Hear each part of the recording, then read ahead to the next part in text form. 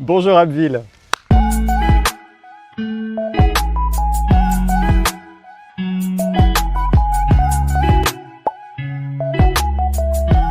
Bonjour à tous et bienvenue pour cet épisode 5 de Bonjour Abbeville avec vous Romain. On va parler aujourd'hui des visites du pôle patrimoine pour cette année 2025, pour cet été. Allez-y, est-ce que vous pouvez nous en parler un petit peu? Eh bien, on vous donne rendez-vous dès début juillet et jusqu'à la fin du mois d'août pour 70 rendez-vous à Abbeville autour du patrimoine avec des thématiques diverses, que ce soit des thématiques plutôt familiales, du jeu, de la visite insolite, de la visite de quartier par exemple. D'accord.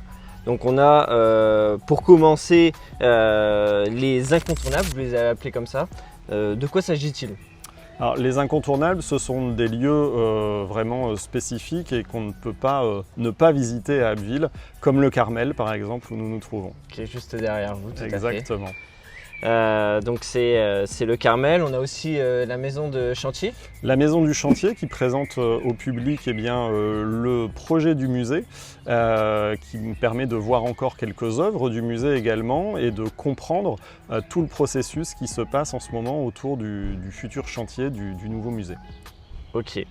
Et à côté de ça, vous avez également les visites famille qui sont vraiment pensées pour les familles. Est-ce que vous pouvez nous expliquer ce que c'est? Oui, là on a des thématiques effectivement dédiées aux familles, si on peut dire, avec des visites plutôt ludiques du jeu.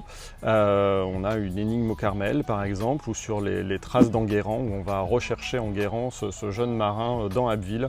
Et donc ce qui permet, par le biais de cette petite enquête, ces énigmes à découvrir, de voir, revoir et découvrir des éléments du patrimoine parfois insoupçonnés. Et tout ça du coup à pied. Et tout ça à pied pour profiter du centre-ville ou de certaines parties de la ville. Super. Ensuite, on enchaîne avec les balades dans les quartiers. Donc c'est une autre originalité parce qu'on a des balades urbaines qui sont hors du centre. Est-ce que vous pouvez nous en dire plus? Et oui, il n'y a pas que le centre-ville à visiter. On a aussi ce qu'on appelle les anciens faubourgs, par exemple, qui sont les quartiers périphériques, qui ont une histoire à raconter, du patrimoine aussi, de différentes formes, différentes architectures à découvrir. Et donc c'est tout cela qui vous est raconté dans ces visites, dans les balades urbaines. Ok. Ensuite, on a une thématique qui est originale, c'est pays, paysage. Et c'est quoi l'esprit de cette thématique? C'est de prendre le temps peut-être de regarder aussi autrement et puis de profiter des jardins, parce qu'on a cette chance d'avoir sur plusieurs de nos sites patrimoniaux de beaux jardins, comme le cas du jardin de l'hôtel d'Hémonville. Donc là vous avez une visite dédiée qui vous permettra de redécouvrir ce lieu après plusieurs mois de restauration. Tout à fait. Et puis c'est la thématique aussi qui est traitée dans le cadre de l'exposition d'été, qui est une exposition hors les murs du Beffroi musée Bouchet-de-Perthes-Manessier. En extérieur?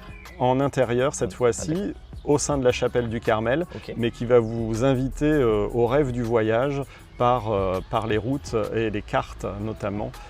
C'est par ce biais-là que vous allez pouvoir voyager autrement. C'est magnifiquement dit. On a aussi une thématique, c'est Abbeville au fil du temps. Donc c'est à travers ces visites qu'on remonte le temps. Et oui, là on monte dans la machine à remonter le temps, c'est le cas de le dire.